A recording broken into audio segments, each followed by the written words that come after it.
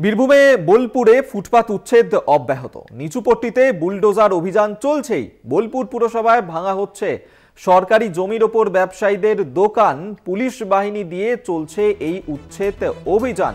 বোলপুরে সেখানেই এই ফুটপাথে উচ্ছেদ অভিযান চলছে এখনো পর্যন্ত। বীরভূমের বোলপুরে ফুটপাত উচ্ছেদ অব্যাহত রয়েছে। ছবি তুলে ধরছি আপনাদের সামনে, যেখানে নিচুপট্টিতে সেখানেই এই বুলডোজার অভিযান চলছে।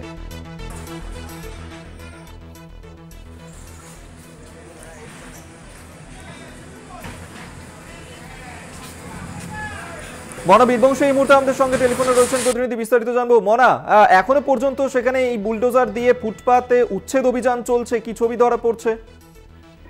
একেবারেই তাই। দেখো অভিক, বীরভূমের বোলপুর শহর, তুমি জানো যে বোলপুর মানেই অবশ্যই যে মানুষটার নাম না বললেই নয়, তিনি অনুব্রত মণ্ডল, জেলা তৃণমূল কংগ্রেসের সভাপতি।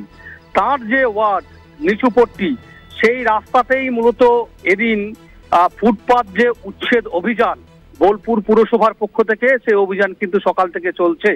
এবং এই উচ্ছেদ প্রক্রিয়া ঘুরে রীতিমতো কিন্তু শহর বোলপুর জুড়ে একটা চাঞ্চল্যকর উত্তেজনার কিন্তু পরিবেশ তৈরি হয়েছে।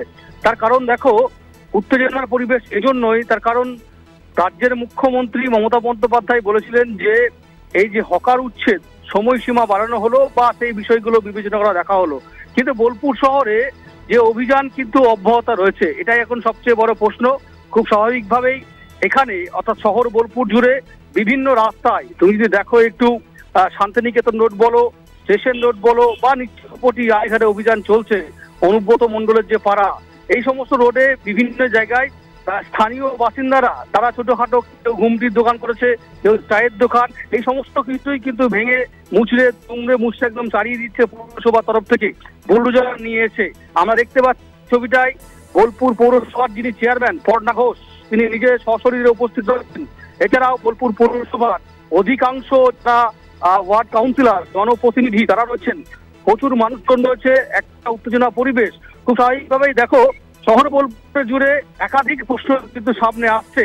তার কারণ বোলপুরের মানুষ, স্থানীয় বাসিন্দারা বলছেন যে অনুব্রত মণ্ডল থাকলে হয়তো এই অভিযান চলতো না।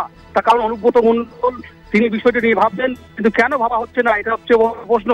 ব্যবসায়ীদের তরফ থেকে একটা বড় অভিযোগ করা হচ্ছে যে নিজেদের দোকান রয়েছে, সেই নিজেদের দোকানের যে আইডেন্টিটি, তার জন্য সরকারকে তারা ট্যাক্স দেয়, সেই আইডেন্টিটি, পরিচয়পত্র, দোকানের যে সাইনবোর্ড, সেইগুলো ভেঙে উঠে দিচ্ছে। খুব স্বাভাবিকভাবেই এই অভিযান কতটা বৈধতা রয়েছে বা বৈধতা নেই, এই সামগ্রিক বিষয় নিয়ে কিন্তু এখন প্রশ্নের মুখে একেবারে এই সমস্ত প্রশ্নই উঠছে আপাতত। ধন্যবাদ তোমায়, মনা বীরবংশ আমাদের সঙ্গে টেলিফোনে ছিলেন প্রতিনিধি।